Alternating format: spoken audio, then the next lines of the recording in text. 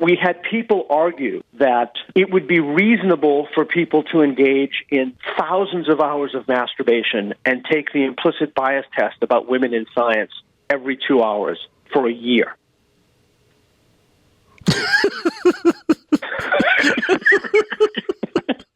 Mr. Boghossian, welcome back. Good to see you again, Thanks. sir. Good to be here. Thanks. Mr. Lindsay. Good to be James here. or Jim, depending upon preferences. That's right. Go with Jim. Let's explain what you guys did and what's so significant about it, because when I first read it, I had two reactions. One was a huge laugh, and then I said, thank God somebody exposed this. Well, let's explain what you guys did. Yeah, so we started about a year and a half ago now. It was last summer. We started writing a bunch of academic papers for the journals that represent these fields. And so everybody understands what an academic paper is getting out of the gate. This isn't like an op-ed that you dash off for like Washington Post or some magazine or whatever. This is a thing like academics work their careers to write one or two of these a year. Yeah. And so they're really hard to write. They're supposed to be hard to get published. So we wrote 20 of them in 10 months. And 7 of those got accepted. 4 were actually published. And publishing is the coin of the realm. Like, that's it. So the ideal is one paper every year in the humanities broadly. So that's how you credential yourself, that's how you get tenure, which is a job for life. That's how you get to teach people these ideas who then, as you said, go out into the workforce, 5-6 years later and infect everybody with total silliness. So it's the gold standard peer review. So we saw a tremendous problem. Can we tell people some of the titles of these articles? Because right now they're like, what the hell are these guys talking about? So we had an article, the one that got the most press was about dog humping in Portland, Oregon. The dog park paper has been accepted. They don't know. We're about to tell them. Gotta read you something. Dear Dr. Helen Wilson, I have now closely considered the revisions of your manuscript, Dog Park, and will recommend its publication in Gender, Place, and Culture. You have done very good work to address the issues reviewers raised. Not something that has anything to do with your biology. Retracted articles. Oh, yeah, there it Human is. reactions to rape culture and queer performativity at urban dog parks in Portland, Oregon. Why is it retracted? Because it's Because they realized that you guys were hosing them. Yeah. Human reactions to rape culture and queer performativity. We claim to have closely examined the genitals of just under 10,000 just dogs. under 10,000 dogs, and then interrogated their owners as to their sexual orientation. So we checked out the dog's nuts and then said, "Excuse me, sir, are you gay?" Yeah. And you So asked that's them if they gendered their dogs. Yeah, well, we made up these totally insane, dogs humping incidents and how they beat female dogs, but they didn't beat male dogs. So that's one of the papers that we made. The other paper that Well, we with wrote, this one also, they had the whole thing like if a male dog humps another male dog, especially men would freak out and break it up. Yeah. Stop that, because that's the queer performativity part. Yeah. But then if a male dog humped a female dog, they'd be like, get her, girl. Or, Yeah. Get her, get on it. So you're basically raging against heteronormativity. That's exactly correct. We told them exactly what they wanted to hear, and we gave them bogus statistics to fuel what they already wanted to believe. And if people want to know, well, why should they care about a bunch of kooky academics, it's because this stuff spills out into the real world, and it spills out consistently, and we've now trained an entire generation of people both to be brittle when they hear something, to be offended, like that. If you have a belief that's unevidenced, or if you're a intensely ideological person, then you have to do something to make up the slack when someone contradicts you. When you're faced with an alternative, an idea, you can lie, you can be offended, we can walk away, you can scream at people and call them a racist, but you can't engage their ideas. And now we've taught, and I'm deeply concerned about this, because we've taught an entire generation of kids to not do that. What we should be doing is to not teach them how to suspend their judgments, but to make better, more discerning judgments, particularly as that spills into the moral sphere. Think about if you did this to civil engineers with bridge building. They would have thanked us, right? Because they're driving over the bridges with their families, so they don't want the bridges to collapse. But the Grievance Study journal editors, instead of admitting that they'd published nonsense, criticized the hoaxers. You clearly engaged in flawed and unethical research. That was our whole point. A dozen of Peter's fellow professors wrote an anonymous letter attacking him. And the school newspaper ran it with this cartoon depicting Peter as a clown. You're part of the clown car of hoax writers engaging in fraudulent, time-wasting, anti-intellectual activities. Right. They just describe their own discipline. I mean, it's so absurd, it's even breaking my brain to think about. We had people argue that it would be reasonable for people to engage in thousands of hours of masturbation and take the implicit bias test about women in science every 2 hours for a year.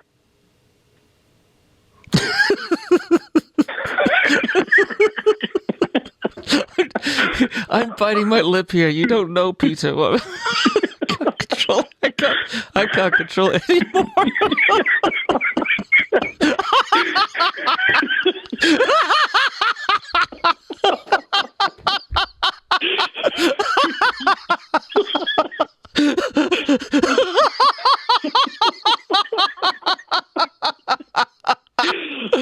Oh my gosh. Oh gosh. Oh, okay. So many people are just sick of it. Yeah. They're just sick of the whole thing. They're sick of not being able to ask questions. You know, a sincere person, think about how crazy this is. We have created an environment where a sincere person cannot ask a question about a dominant moral orthodoxy. Right. In a university system. Yeah. How that is a recipe for not only not solving your problems, but it's a recipe for getting the worst possible solutions to the problem. Exactly. Look, there is a problem in this scholarship, and it needs to be fixed. And defending shoddy methods doesn't help the people you're trying to help. Yeah. In fact, it hurts them. So if you formulate your beliefs on the basis of evidence, that must mean, by definition, that some piece of evidence could come in to make you question the belief you already have, then you'd have to revise it. Correct. Now, if you're unwilling to revise your beliefs on the basis of evidence, then you don't formulate your beliefs on the basis of evidence. Correct. Here's what you do. Knock off identity politics. Knock it off. Stop political correctness. Don't smear someone as a racist, sexist, homophobe, or bigot when they ask a sincere question. I think the word that I would love to have seen emerge here but didn't come up is sincerity, which is the key to these conversations. So if somebody asks a sincere question, the default shouldn't be these people are pigs, they're racist. You talked about that. They're somehow othered from me. Be honest about the nature of the problem. Be honest about the relationship between belief and behavior. And I think we need to stop assuming the intentions and motivations of people are inherently negative. The only reason I'm in Vegas, I've been here for 3 months, is because my dad died. His neighbors, my neighbors, who have now become good friends of mine, they are ardent Trump supporters. These people have been unbelievably kind to me, like unbelievably kind. Knock off calling these people racists. Stop it. They do not consider themselves racist. They do not appreciate being called racist. And what you do is you create a type of antagonism where they're not willing to listen. So if you want to change things, if you want to stop the nonsense, this maniacal administration, the change has to begin with you and how you approach people and problems. You have to start being taken seriously and not wearing vagina hats at protests.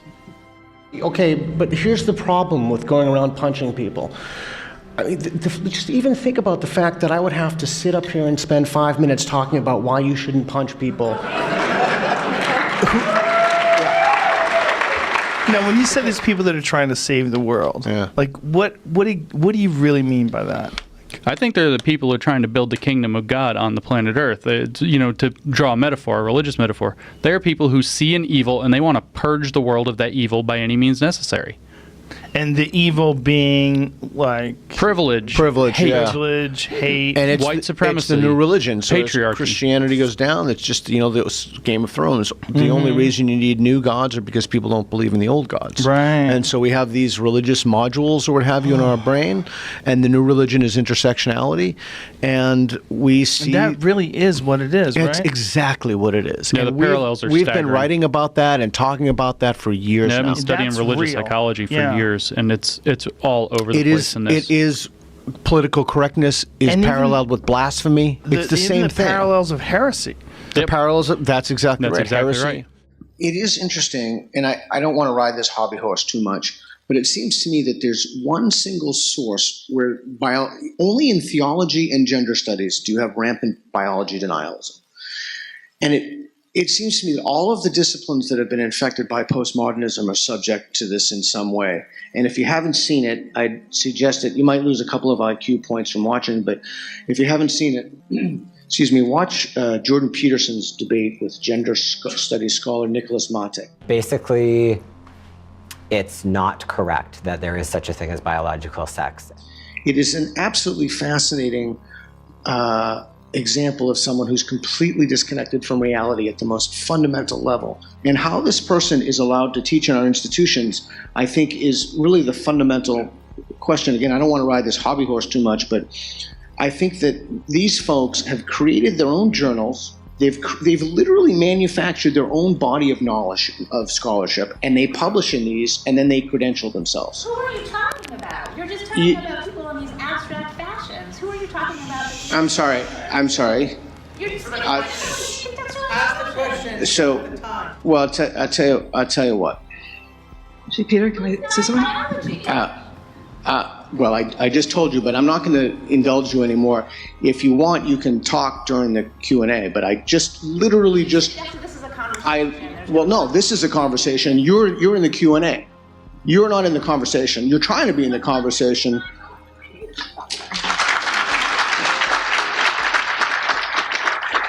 You've done great. You've come up, you've voiced concern, and that's what we need. We need dialogue. We need conversation. You're not calling the vice responsible. You're not pulling the file on them. You've come up here and as a decent person to talk about us, to talk about what and if you disagree with your ideas, unfortunately, you're at the end of the evening. But we thank you sincerely for coming up and voicing your.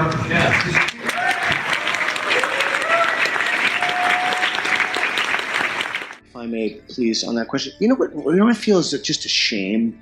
It's not only that we're polarized, it's that we've lost friendships. Like, people aren't friends with people who have substantive disagreements. Who cares if someone disagrees with you about something? You know what I mean? Look at this guy's a college Republican. I've never voted Republican in my life, right? And I haven't. I'm inveterate liberal, and here's the college Republican guy in the suit. So who cares? You can be, my dentist is here. I don't know what he is. My doctor is here. My buddies. I don't know what these people. What difference does it make what someone's political beliefs are? You have bonds beyond ideologies and friendships and kindness and compassion and decency. And I think that gets lost. And what a shame for everybody. What a shame. I don't know. I'm afraid not only for the state of science, but the state of humanities when I see.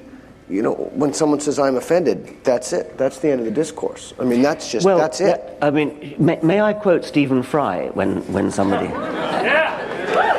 You're offended, so fucking what?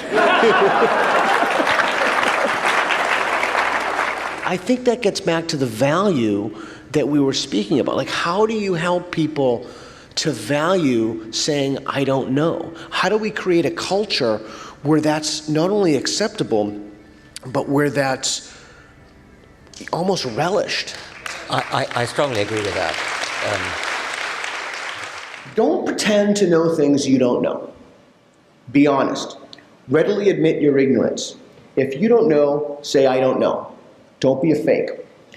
Don't apologize or mumble in the defense of reason.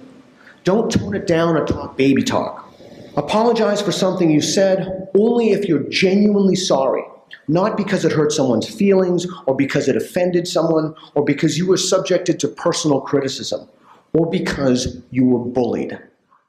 Let's look at differences between men and women that are explicitly anatomical and physiological. Are men taller than women on average? Does anyone take offense at that fact?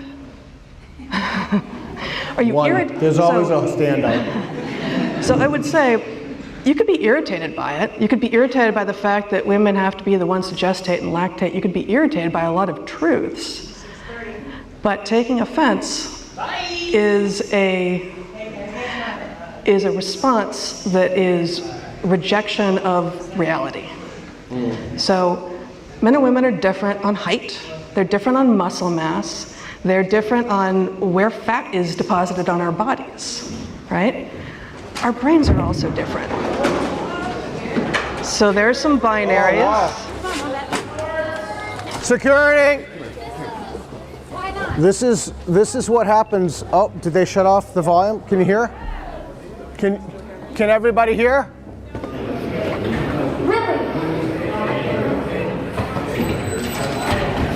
He's a piece of shit. That's not okay. Even the women in there have been brainwashed. Should not listen to fascism. It should not be tolerated in civil society. Nazis are not welcome in civil society. Fuck the police! Cover the people! All right, well, we're going to raise our voices. The conversation's going to go on.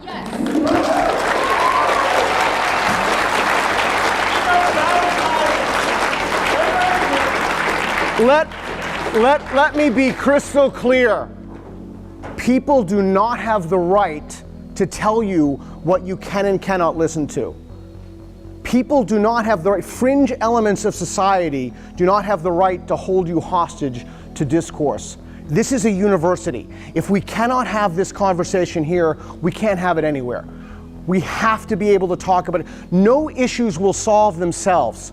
That sort of behavior is unacceptable in civilized societies. And if that person is a student,